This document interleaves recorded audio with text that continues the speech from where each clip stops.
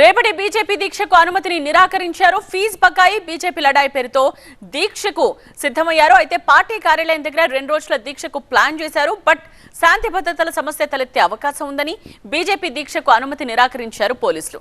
అనుమతి లేకపోయినా దీక్ష చేస్తామని చెప్తుంది బీజేపీ. రెండో రోజు బీజేపీ సంస్థాగత వ్యవహారాల సమావేశానికి హాజరయ్యారు టీబీజేపీ చీఫ్ రామచంద్రరావు. రేపటి బీజేపీ దీక్షపైన ఆయన స్పందించారు. ఆయన ఏమన్నారో మా బ్యూరో చీఫ్ గోపి అందిస్తారు.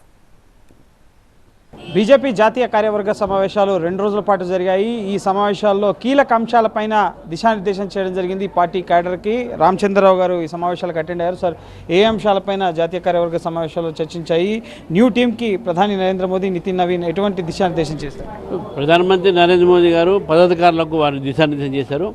ఏం చేశారనేది వాళ్ళకు తెలిసిన కానీ వాళ్ళు కలవలేదు కాబట్టి. నితిన్ నవీన్ గారు మాత్రం కార్యకర్తలకు, నేతలకు పార్టీ సంబంధించినటువంటి ఒక ఏదైతే కార్యక్రమాలు ఉన్నాయో అది తప్పకుండా చేయాలి. ఎందుకంటే పార్టీ కార్యక్రమాల ద్వారా ప్రజల దగ్గరికి మనం వెళ్ళే అవకాశాలు ఉంటాయి. రేపు విద్యార్థులకు మద్దతుగా మీరు నిరాహార దీక్ష చేస్తున్నారు. సో ఏం సందేశం ఇస్తున్నారు విద్యార్థులకి? ప్రభుత్వాన్ని ఏం డిమాండ్ చేస్తున్నారు? అనుమతి ఉందా మీ ధర్నాకి? మీ ధర్నాకు మేము అనుమతి పెట్టుకున్నాము. ఇప్పుడే ఇంతకుముందే రిజెక్ట్ చేశారని చెప్పారు. ప్రభుత్వము ధర్నాకు పర్మిషన్ ఇవ్వకపోవడం అనేది చాలా దురదృష్టము.